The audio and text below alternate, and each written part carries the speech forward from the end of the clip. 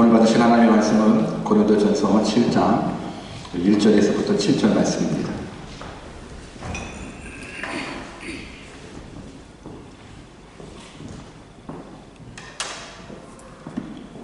고린도전서 7장 1절에서부터 7절 말씀까지를 우리 다 같이 한 목소리로 읽도록 하겠습니다. 우리 1절 말씀부터 같이 읽겠습니다. 시작. 너희의 쓴 말에 대하여는 남자가 여자를 가까이 아니함이 좋으나 음행의 영도로 남자마다 자기 아내를 두고 여자마다 자기 남편을 두라. 남편은 그 아내에 대한 의무를 다하고 아내도 그 남편에게 그렇게 할지라. 아내가 자기 몸을 주장하지 못하고 오직 그 남편이 하며 남편도 이와 같이 자기 몸을 주장하지 못하고 오직 그 아내가 하나니 서로 분망하지 말라. 다만 기도할 틈을 얻기 위하여 합의상 얼마 동안을 하되 다시 합하라. 이는 너희의 절제 못함을 인하여 사단으로 너희를 시험하지 못하게 하려 함이라. 그러나 내가 이 말을 하면 권도요 명령은 아니라 나는 모든 사람이 나와 같기를 원하노라. 그러나 각각 하나님께 받을 자기 은사가 있으니 하나는 이러하고 하나는 저러하니라. 아멘. 우리 하나님 항상 좋으신 하나님, 우리 믿음으로 고백해 보십시다. God is good all the time. 우리는 하나님의 은혜 없이는 살 수 없습니다. 고백해 봅시다. I am nothing. 근데 하나님이 함께 하시면 넣지 못함이 없습니다. With God nothing is impossible. 오늘 이 좋으신 하나님, 능력의 하나님 말씀으로 만나 뵙기를 주 예수 그리스도의 이름으로 축원합니다. 오늘의 뜻을 정한 인생 318번째 시간으로 결혼과 독신이라는 제목을 가지고 하나님의 말씀을 증거하도록 하겠습니다. 이 고린도전서는 크게 1장부터 6장까지를 전반부라고 이야기한다면 오늘부터 시작되어지는 7장부터 16장이 고린도전서의 후반부로 여러분들이 생각해 주시면 좋을 것 같습니다. 그래서 전반부인 1장부터 6장까지는 고린도 교회에 대한 소문을 바울이 듣고 편지를 쓴 것이라면 7장부터 16장까지는 고린도 교회 교인들이 바울에게 질문한 것에 대해서 바울이 써내려가는 편지인 겁니다.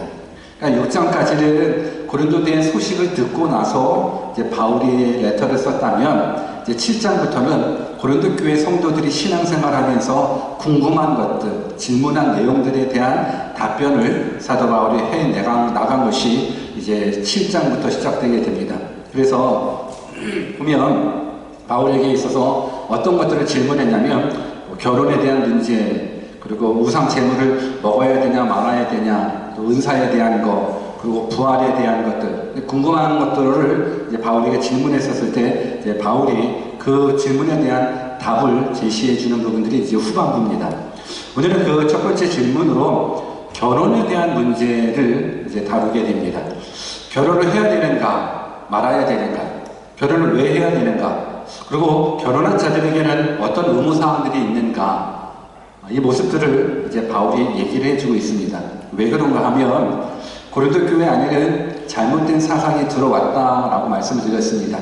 그래서 영혼만 중요하고 육체는 중요하지 않기 때문에 이 육체가 어떤 죄를 지어도 괜찮다면서 그냥 육체가 원하는 대로 살아도 괜찮다는 사람들이 교회 안에 있고, 또 다른 측면에서는 어떤 사람들이 있냐면 아니다, 우리들의 영혼을 지키기 위해서, 믿음 생활을 하기 위해서는 이 육체의 본능대로 살아가면 안 된다.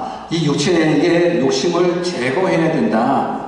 그러다 보니까는 이 전자의 경우는 음행과 방탕을 일삼았다 그러면 이 후자의 경우는 이제 극단적인 금욕주의로 흘러가게 되는 겁니다. 안 돼, 하나님 믿으면서도 그렇게 하면 안 돼, 육체의 욕심을 다 죽여야 돼 라는 부분들 속에서 이제 극단적으로 금욕생활하는 모습으로 치우치게 됩니다.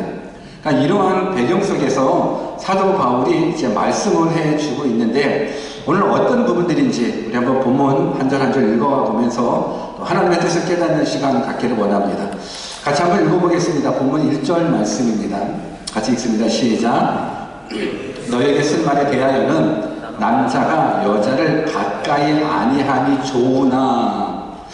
여러분, 너희에게 쓴 문제, 너희에게 쓴 말에 대하여 라는 말은 이미 고린도 교회가 바울에게 어떤 문제에 대해서 질문을 했다라는 겁니다. 너희에게 너희의 쓴 말에 대하여 라는 부분들은 이미 질문한 겁니다. 그래서 어떤 질문을 했냐면 그리스도인들이 결혼한 것이 좋습니까? 아니면 독신으로 지내는 것이 좋습니까? 라는 그런 비슷한 질문을 했을 수도 있습니다. 특별히 이런 문제를 질문했다라는 건 어떤 부분들이냐면 교회 내에 독신을 주장하는 사람들이 있는 반면에 또 그 주장에 반대하는 사람들이 있다라는 겁니다. 근데 우리가 성경 말씀을 보니까는 남자가 여자를 가까이 아니함이 좋으나 라는 이 말을 보면 우리가 이 질문은 금욕주의자들이 한 질문이겠다라는 것. 왜? 우리들의 몸이 육체가 원하는 대로 반응하면 안 돼. 이 육체는 죽여야 돼. 우리 본능대로 살면 망해. 라는 부분들 속에 있다 보니까는 남자가 여자를 가까이 아니함이 좋으나 라는 부분들에 질문을 해온 겁니다. 여러분 어떻습니까? 남자가 여자를 가까이 아니함이 좋은데 여러분도 그렇게 생각하십니까? 오늘 그렇다면 이 질문에 대해서 사도 바울은 무엇을 얘기하고 있는지를 한번 생각해 봤으면 좋겠습니다. 사실 고린도 교회 안에는 모든 것이 허용된다라는 생각들이 들어 있습니다. 그러니까 이런 자들은 영혼이 구원을 받았으니까 몸은 아무렇게나 행동해도 괜찮다 하면서 음란한 행동이 자연스러운 반응이라고. 괜찮아, 너는 구원받았으니까, 예수님 믿고 너 영혼을 구원받았으니까 너 육체는 음란한 행위해도 괜찮아. 그 음란은 죄가 아니야. 그냥 식욕과 성욕이 같은 것처럼 그냥 당연한 반응이야 라고 생각하는 사람들. 그런데 그들과는 다르게 아니야, 우리들의 영혼을 거룩히 지키기 위해서는 음란을 피해야 돼. 음란을 피하기 위해서는 여자를 멀리하는 게 좋아. 여자를 가까이 하면 안 돼. 라는 이 금욕주의자들. 그러니까 이들의 질문에 대해서 지금 사도 바울이 어떻게 대답을 했는지 한번 또 본문을 읽어보도록 하겠습니다. 본문 이전 말씀 같이 한번 읽어볼까요? 같이 읽습니다. 시작. 음행의 연고로 남자마다 자기 아내를 두고 여자마다 자기 남편을 두라. 여자를 가까이 안 하는 게 좋겠죠? 라는 이 질문에 우리가 신앙생활 하려면, 예수님 잘 믿으려면 여자 가까이 안 하는 게 좋겠죠? 여자 가까이 하면 음행을 범하는 거니까 안 되지 않습니까? 라는 이 질문에 사도 바울은 음행의 연고로 남자마다 자기 아내를 두고 여자마다 자기 남편을 두라라고 이야기를 해주고 있습니다. 지금 음행의 문제에 대한 부분들 속에서 바울이 제시한 부분들이 뭐냐면 결혼이라는 모습들을 끄집어냈습니다. 그러니까 바울은 말합니다. 음행을 피하기 위해서 남자마다 아내를 두고 여자마다 남편을 두라라는 부분들인 겁니다. 물론 이 바울이 음행을 피하기 위한 것이 결혼의 유일한 목적이다라고 이야기하는 것은 아닙니다. 그렇지만 사람이 가지고 있는 이 성욕을 결혼이라는 테두리 안에서 해결할 수 있게끔 하나님께서 그런 제도를 만들어 주셨으니까는 이 결혼의 중요성을 얘기해 주고 있다는 겁니다. 사실 결혼의 목적 자체가 음행만을 피하기 위함은 아닙니다. 여러분, 가정이라는 것, 남자와 여자가 결혼을 하는 모습들, 부부가 된다라는 부분들, 가정을 만들어준다라는 건 단순하게 음행을 피하기 위함이 아니라 그 가정은 하나님께서 만드신 가장 좋은 공동체입니다. 그 가정이 곧 하나님께서 원하시는 교회가 되는 겁니다. 우리 창세기 2장 18절을 한번 같이 읽어볼까요? 같이 한번 읽어보겠습니다. 시작. 여호와 하나님이 가라사대 사람의 독청하는 것이 좋지 못하니 내가 그를 위하여 돕는 배필을 지으리라 하시니라. 하나님은 우리가 혼자 사는 것을 원치 않고 돕는 배필을 만들어서 부부가 되는 것을 원하고 그 가정을 이끌어 나아가기를 하나님은 원하십니다. 여러분, 무엇보다도 남녀가 서로 결혼을 하여 아내를 얻고 남편을 얻는다는 건 하나님의 큰 은혜, 은총을 얻는 겁니다. 성경이 이야기를 해주고 있거든요. 잠언서 18장 22절 같이 한번 읽어볼까요? 같이 한번 읽습니다. 시작. 아내를 얻는 자는 복을 얻고 여호와께 은총을 받는 자니라. 혹시 부부가 같이 앉아있다 그러면 옆에 분들한테 얘기해 보십시오. 당신은 큰 은총을 받은 사람입니다 라고 한번 인사해 봐봐요. 시작. 당신은 큰 은총을 받은 사람입니다. 네. 이 얘기 하고 싶은데 못하는 사람들 있죠. 아직 미혼인 사람들 결혼하십시오. 성경에 보십시오. 아내를 얻는 자는 복을 얻고 여호와께 은총을 받는 자라고 말씀해주고 있습니다. 아내뿐이겠습니까? 동일합니다. 남편을 얻는 자는 복을 얻고 여호와께 은총을 받는 자니라. 여러분, 결혼한 사람들은 하나님의 은혜를, 은총을 입은 자들인 겁니다. 여러분, 결혼하면 행복합니다. 결혼하면 행복합니다. 부부싸움을 하고 왔나? 아닌데. 여러분, 결혼하면 행복합니다. 여러분, 아내를 얻는 건 복을 얻는 겁니다. 남편을 얻는 건 복을 얻는 겁니다. 여호와께 은총을 받는 자입니다. 그런데 우리 인간에게 있어서 사실 이 성욕이라는 것, 이 성욕이라는 부분들은 사실 너무나 강하다 보니까는, 그 욕망이 강하다 보니까는 평범한 자들이 그 욕망을 이기기에는 너무 힘이 든 겁니다. 성적인 요구를 이길 수 있는 부분들이 이게 쉽지 않다 보니까는 성경은, 하나님께서는 결혼이라는 아름다운 테두리를 허락해 주셨습니다. 그래서 한 남자와 한 여자가 결혼을 함으로 말미암아서 음행을 피하게 되고, 더 나아가서 성전인 우리들의 몸이 성전답게 거룩한 몸으로 유지될 수 있게끔 하나님이 만들어 주셨다라는 겁니다. 오늘 이제 본문 말씀을 준비하고 설교를 준비하면서 보니까는 부부 컨퍼런스, 부부들을 대상으로 하는 메시지일 수 있겠다라는 생각을 해봅니다.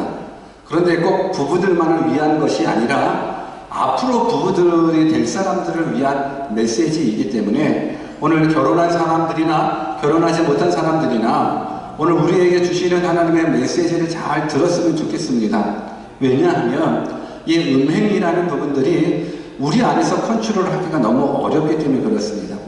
지금 사도 바울은 고린도 교회 성도들을 향하여 결혼에 대한 필요성과 더불어서 만약 결혼을 했다 그러면 상대방이 이제 배우자들이 이 성적인 타락에 빠지지 않도록 어떤 부부의 육체적인 관계에 대해서 당부하는 메시지도 담겨져 있습니다.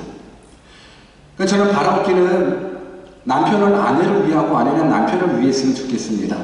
정말로 가정의 행복이 하나님 안에 있기에 오늘 주신 말씀을 붙잡고 여러분들 모두가 왜 지금 우리가 지금 1장부터 계속적으로 나오지 않습니까? 지금 7장에 이르러서 이 말씀을 주고 있는데 분명 이 말씀은 우리 모두가 들어야 될 말씀이라고 저는 믿습니다. 우리 한번 본문 3절을 같이 읽어볼까요? 지금 결혼에 대한 필요성을 이야기한 부분들, 또 음란을 방지하기 위해서 결혼이라는 아름다운 제도를 말씀해 주셨고, 오늘 정말 결혼을 했다 그러면 이제는 결혼한 부부들에게 당부를 하고 있습니다. 사도 바울이 어떤 당부를 했는가? 보면 3절 읽습니다. 시작. 남편은 그 아내에 대한 의무를 다하고 아내도 그 남편에게 그렇게 할지니라.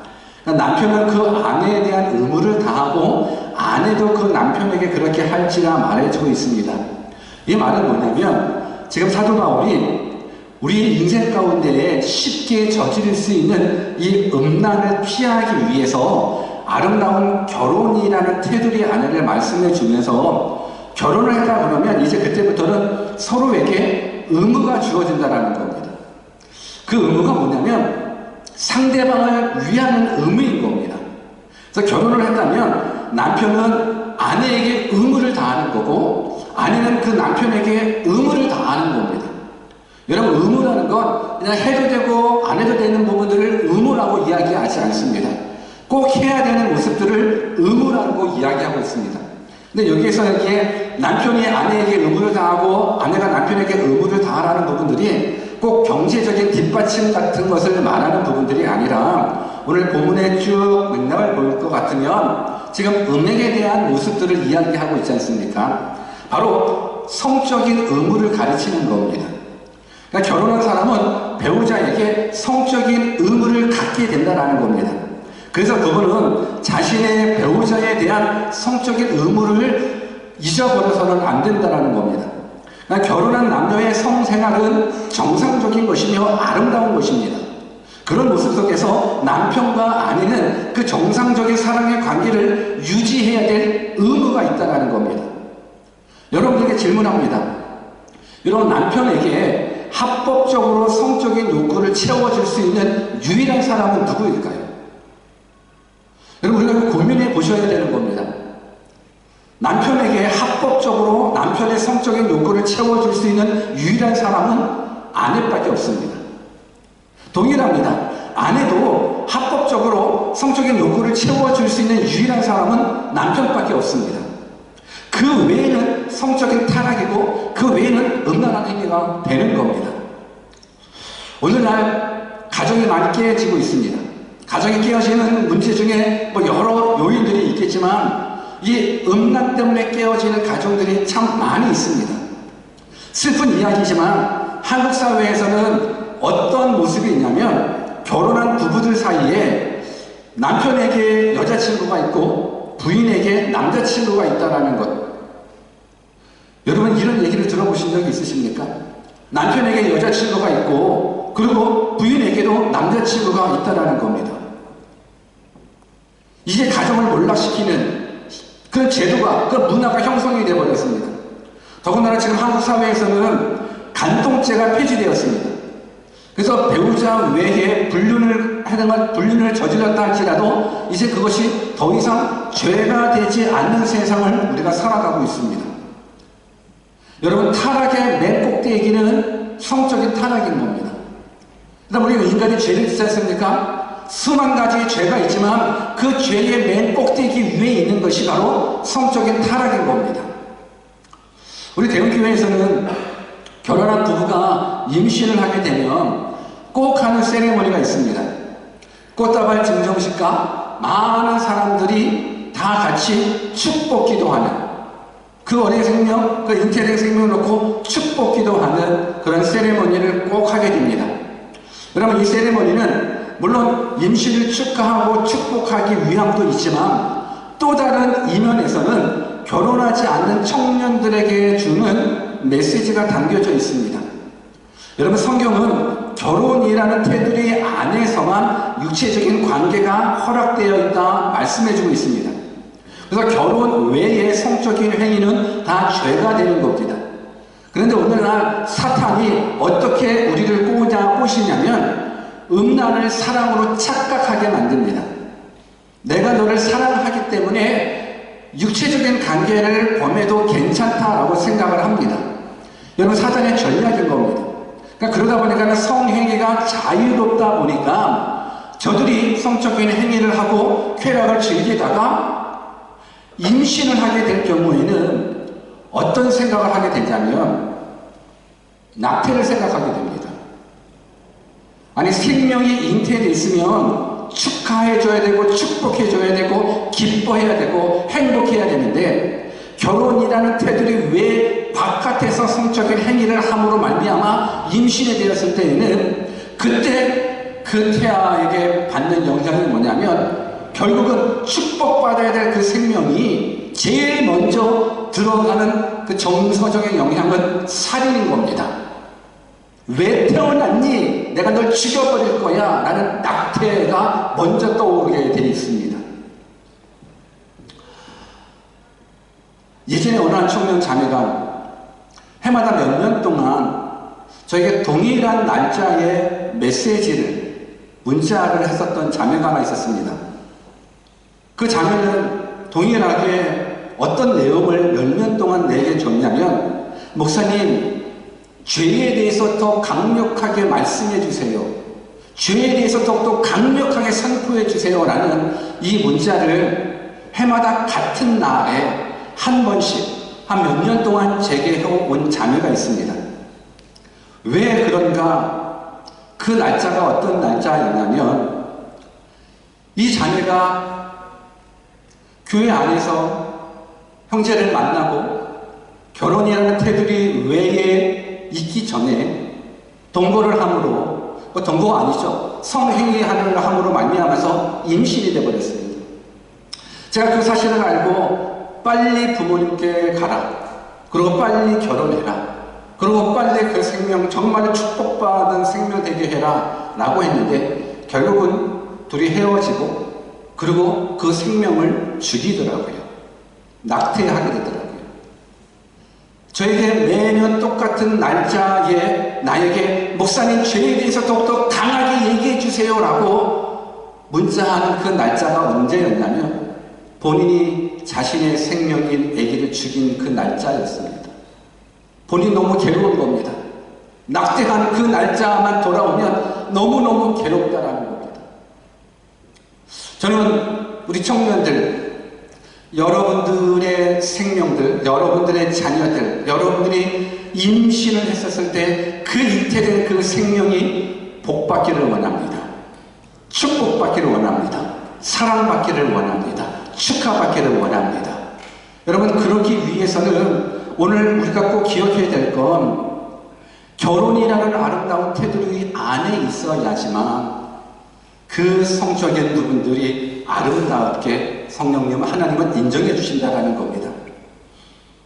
사도 바울은 이러한 음행에 대한 모습들을 막기 위해서 정말로 아름답고 소중한 그 결혼이라는 시스템을 제시하게 됩니다. 그러면서 남편은 아내에게 의무를 다하는 거고 아내는 남편에게 그 의무를 다하라는 부분들인 겁니다. 그래야 아름다운 가정을 이룰 수 있다는 겁니다. 그러면서 그 의무감에 대해서 한 번 더 강조를 하게 되는데 우리 4절 말씀을 같이 한번 읽어보겠습니다. 같이 한번 읽습니다. 시작. 아내가 자기 몸을 주장하지 못하고 오직 남편이 하며 남편도 이와 같이 자기 몸을 주장하지 못하고 오직 그 아내가 하나니. 여러분, 결혼 관계에서는 남편과 아내는 서로에게 자기 주장을 하면 안 된다라고 말씀해 주고 있습니다. 그러니까 다시 말해서 아내의 몸은 아내가 주장하는 것이 아니라 남편이 주장하게끔 만드는 것. 남편 역시 남편의 몸 역시 남편이 주장하는 것이 아니라 아내가 주장할 수 있게끔 하라는 부분들인 겁니다. 이것은 결혼 생활에 있어서 성적인 필요의 권한을 배우자에게 넘김으로 말미암아서 음행의 죄를 피하라라는 부분들인 겁니다. 한번 생각해 보십시다. 여러분, 부부가 상대방의 원함을 들어주는 것이 손해라고 생각하십니까? 아내가 남편의 원함을 들어주는 것, 남편이 아내의 원함을 들어주는 것을 손해라고 생각하십니까?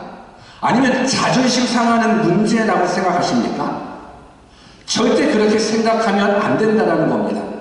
사실상 부부들이 왜 싸움을 하냐면 내 필요를 너가 안 채워줬기 때문에 싸우게 되는 겁니다.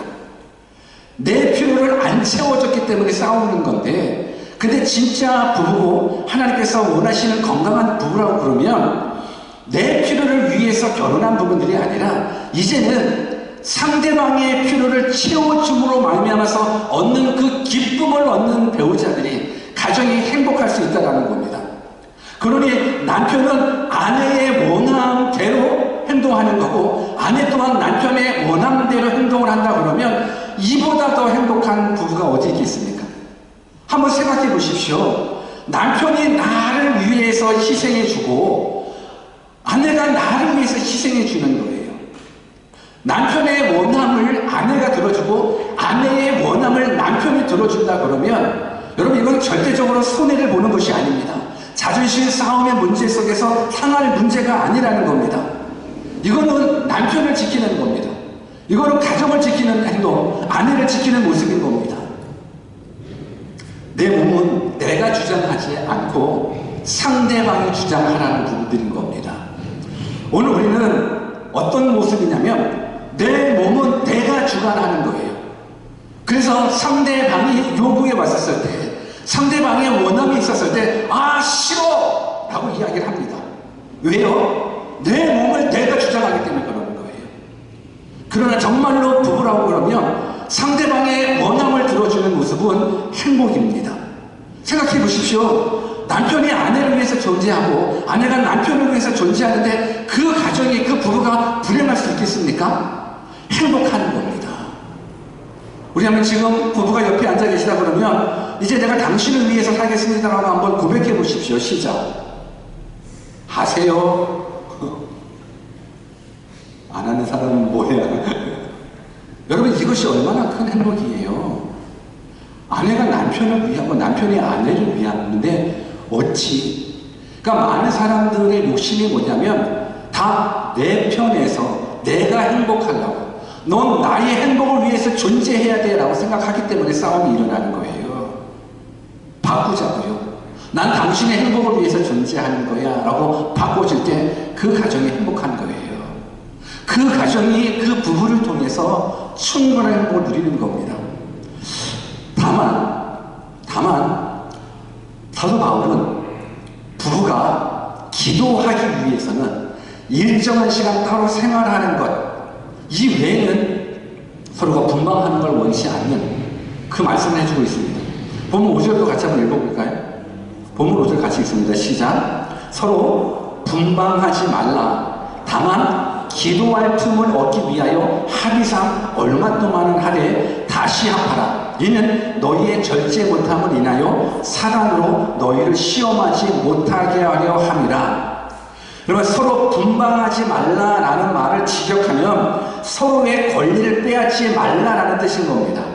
그러니까 바울은 지금 배우자에 대한 성적인 의무를 다하지 않는 것은 배우자가 당연히 누려야 할 권리를 빼앗는 것이라는 겁니다. 이 권리를 빼앗기다 보니까는 남편이 바람을 나는 거고 아내가 바람을 나는 겁니다. 오늘 성경에서는 분방에 대해서 바울은 딱 한 가지만을 허용하고 있는 겁니다. 어느 때? 기도할 틈을 얻기 위해서는 그것도 합의상 얼마 동안 하되 그 이후에는 다시 합하라 라는 부분들인 겁니다. 여러분, 그리스도인들에게서 기도하는 일은 굉장히 중요합니다. 왜 중요하냐면 기도한다는 건 하나님을 신뢰한다는 겁니다. 여러분, 부부가 아무리 서로 사랑한다 할지라도 하나님 없는 부부는 불행합니다. 부부가 아무리 행복하게 서로를 위해서 살아간다고 하지만 하나님을 믿지 않는, 하나님이 없는 그 부부, 하나님이 없는 그 가정은 온전한 가정, 행복한 가정이 될 수가 없습니다. 오늘 우리가 기도한다는 건 내 가정을 하나님 앞에 의탁한다는 겁니다. 내가 기도한다는 건 내 자녀를 하나님 앞에 의탁한다는 겁니다. 내 인생을, 내 영혼을, 내 모든 영역을 하나님 앞에 의탁한다는 겁니다. 그래서 기도하는 부분들 너무너무 중요합니다. 저는 여러분들이 지금 사도 바울이 그래 서로의 의무에 대한 모습들 잘 지켜 서로 자기가 주장하지 말고 상대방이 주장할 수 있게끔 진짜 화목하게 진짜 서로의 필요를 다 채워줘. 그러나 이것 하나 기억해야 돼. 기도하기 위해서는 분방하는 건 그건 괜찮아. 왜? 기도보다 중요한 건 없거든요. 하나님을 만나는 일보다 중요한 건 없거든요. 하나님의 뜻대로 살아가는 것보다 중요한 건 없거든요. 내 가정을 지키시는 분은 하나님이시거든요. 내 생명을 지켜주시는 분은 하나님이시거든요. 그래서 그 하나님께 기도하는 것, 그 시간 외에는 부부가 서로 분방하지 말고 하나 되어 서로의 의무를 지켜나가며 하나님 만드신 창조의 질서 속에서 행복한 가정 누리라는 부분들인 겁니다. 여러분, 신앙생활과 이 부부생활은 별개가 될 수가 없습니다. 여러분, 믿음이 좋은 사람은 부부관계도 좋아야 됩니다. 하나님을 너무너무 사랑한다고 하면서도 부부관계가 엉망인 사람은 하나님을 사랑하는 사람이 아닌 겁니다. 오늘 우리가 정말로 하나님 안에 보았다면, 하나님의 뜻대로 살아간다 그러면 그 부부는 행복한 부부 됩니다. 여러분, 신앙생활과 부부생활을 따로 두지 마십시오. 만약에 그런 모습이 우리 가운데 발견되어진다 그러면 우리들의 신앙을 점검해 볼 필요가 있습니다. 우리가 매년마다 부부 컨퍼런스를 하게 됩니다. 이제 우리도 10월 달에 이제 부부 컨퍼런스를 하게 되는데, 부부 컨퍼런스의 큰 핵심 주제가 있습니다. 행복한 부부, 행복한 자녀, 행복한 미래. 여러분, 이거 너무너무 중요한 겁니다. 여러분, 부부가 행복해야 자녀가 행복합니다. 부부가 행복하고 자녀가 행복해야 행복한 미래가 있습니다. 오늘 그런 모습 속에서 우리들의 부부들은 부부의 행복을 위해서 노력하십시오. 오늘 시간 결혼하지 못한 미혼자들은 결혼이라는 아름다운 모습을 놓고 기도하십시오. 그리고 행복한 부부로 되십시오. 그래야 행복한 자녀가 만들어집니다. 그래야 행복한 미래가 주어지는 겁니다. 그러나 그 모든 행복은 누가 주관하는지 아십니까? 그 모든 행복은 하나님이 주관하신다는 겁니다. 하나님 없는 행복은 없습니다. 그래서 우리 부부가 하나님께 집중해야 되는 거고, 그래서 우리 자녀들이 하나님께 집중해야 되는 겁니다. 그래야 하나님께서 일해 주십니다. 오늘 사도 바울이 이 결혼에 대한 모습들, 결국은 음란에 대한 죄를 이야기하면서 음란을 피하기 위하여 정말 성전이 성결될 수 있는 모습 속에서 제시한 조건이 바로 결혼이라는 테두리입니다. 그런데 결혼만 이야기하지 않고 한 가지 더 추가해 말하고 있습니다. 그게 바로 독신입니다. 혼자 사는 겁니다. 우리 본문 6절과 7절을 같이 한번 읽어볼까요? 같이 한번 읽습니다. 시작. 그러나 내가 이 말을 하면 권도요 명령은 아니라 나는 모든 사람이 나와 같기를 원하노라. 그러나 각각 하나님께 받은 자기의 은사가 있으니 하나는 이러하고 하나는 저러하니라. 그러니까 바울은 모든 사람들이 나와 같기를 원한다라고 이야기합니다. 여러분, 바울이 누군데요? 바울은 독신자예요. 물론 신학자들의 의견에 따르면 그 당시 사회적 문화적 배경에 의하면 사도 바울이 결혼을 안 한 것은 아닌 것 같은데 라는 학자들의 연구도 있긴 있습니다. 그러나 분명한 것은 뭐 결혼했는지 안 했는지는 우리가 알 수 없고, 그러니까 우리가 이해하기로는 사도 바울이 사역할 당시에는 싱글이었다는 것은 확실합니다. 뭐 그 전에 결혼을 했는지 안 했는지는 그거는 모르지만 사도 바울이 사역할 당시에는 싱글이었습니다. 독신이었습니다. 그러면서 사도 바울이 말하는 겁니다. 모든 사람들이 나와 같게 되기를 원한다라는 겁니다. 독신으로 살아갔으면 좋겠다라고 이야기를 합니다. 결혼하지 않았으면 좋겠다라고 이야기를 합니다. 왜냐? 그러면서 이런 얘기. 그러나 이건 명령은 아니야. 명령은 아니고 그냥 그렇게 해도 좋겠다라는 건도의 말이라는 겁니다. 사실상 우리가 깨달아야 될 건 사도 바울이 독신이지만 결혼에 대한 부정적인 생각이 있어서 독신을 하는 사람은 아닙니다. 결혼 생활, 힘들어. 아내, 스트레스 받아. 자식들 키워. 아이고, 머리 아파. 혼자 사는 게 좋아. 그런 독신을 위한 독신이 아니라 사도 바울이 독신을 한 건 주님을 위해서 그렇습니다. 이제 다음 시간에도 이제 말씀드리겠지만 사실 결혼을 하게 되면 남편은 아내를 위해서 살아가게 되고 아내는 남편을 위해서 살아가게 되거든요. 근데 그 시간까지 그 정성까지 사도 바울은 어디에 집중하기를 원하냐면 하나님께 집중하기를 원하는 겁니다. 이제 곧 예수님 오시는데 우리가 남편에게 쏟는 그 에너지, 어떻게 하면 우리 남편 즐겁게 해줄까 쏟는 그 에너지, 어떻게 하면 내 와이프를 기쁘게 해줄까 쏟는 그 에너지, 아니 그 에너지들을 하나님께, 예수님께, 지금 이제 주님 곧 오시고 이제 지구의 종말이 찾아올 텐데 하나님 믿지 않는 사람들 지옥 가잖아. 예수님 안 믿는 사람 지옥 가니까 할 수만 있으면 빨리 십자가의 복음 증거해서 빨리 예수님 증거해야 돼. 온 힘을 복음 증거하는 일에, 십자가 자랑하는 일에 쏟아야지. 이 부분들은 아닌 것 같아 하면서 바울은 스스로가 독신을 선택을 했습니다. 그러나 성경은 말하기를 이 모든 부분들은 은사고 하나는 이러하고 하나는 저러한다라는 부분들은 결혼을 해도 괜찮고 결혼을 안 해서 독신으로 살아가도 괜찮다라는 모습들을 이야기를 합니다. 그러면서 꼭 우리가 기억해야 될 건 결혼을 하는 것도 독신으로 살아가는 것도 모두가 다 하나님의 은사 속에 있는 것이기에 이것도 좋고 저것도 좋지만 꼭 우리가 기억해야 될 건 결혼이 결혼의 목적이 되지 않았으면 좋겠고 독신 그 자체가 독신의 목적이 되지 않았으면 좋겠다라는 겁니다. 결혼을 위한 결혼이 아니고 독신을 위한 독신이 아니라 내가 왜 결혼을 하는지, 내가 왜 독신으로 살아가야 되는지 그 이유를 정확하게 알고 결혼하고 그 이유를 정확하게 알고 혼자 살 수 있는 사람은 혼자 살아가는 겁니다. 그 이유가 뭡니까? 고린도전서 10장 31절에 나와 있습니다.